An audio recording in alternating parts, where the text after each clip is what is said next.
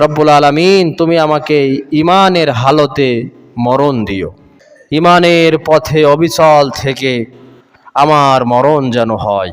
আল্লাহর কাছে এই দোয়া করতে হবে। আমরা পরকালীন দোয়া কয়জন করি? এখন বুকে হাত দিয়ে যদি বলতে বলেন তো আপনি এই দোয়াটা আল্লাহর কাছে কখনো করেছেন কিনা, যে আল্লাহ তুমি আমার ঈমানের হালতে মরণ দিও। মৃত্যু তো আমাদের হবেই, আজ অথবা কাল। অমোঘ সত্যবাণী, ম্যান ইজ মর্টাল, কুল্লু নাফসিং জাইকাতুল মাউত।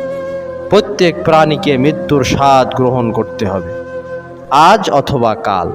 গ্রাম্য এলাকায় একটা প্রবাদ বাক্য আছে, ঘষি পড়ে আর গোবর হাসে।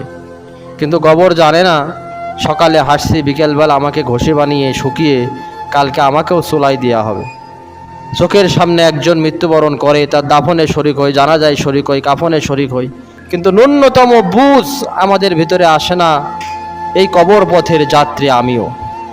আল্লাহর কাছে এই দোয়া করতে পেরেছি, রব্বুল আলামিন তুমি আমাকে ঈমানের হালতে মৃত্যুটা দিও। মুনকার নাকিরের কবরের প্রশ্নের উপরে তুমি আমাকে অবিচল রেখো। আল্লাহুম্মা হাসিবনি হিসাবা ইয়াসীরা। রব্বুল আলামিন কিয়ামতের কঠিন ময়দানে যখন আল্লাহর আদালত বসবে, প্রত্যেক মানুষের আমলের চুল চেরা বিশ্লেষণ হবে।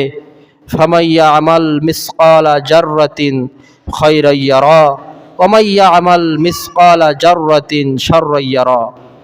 সরিষার দানা পরিমাণ ভালো কাজ করলে সেটা দেখানো হবে, সরিষার দানা পরিমাণ খারাপ কাজ করলে সেটা দেখানো হবে। কিয়ামতের কঠিন ময়দানে রব্বুল আলামিন তুমি আমার হিসাবটা সহজ করো। আল্লাহুম্মা হাসিবনি হিসাবা ইয়াসীরা। এই দোয়া আমরা কয়জন করতে পেরেছি?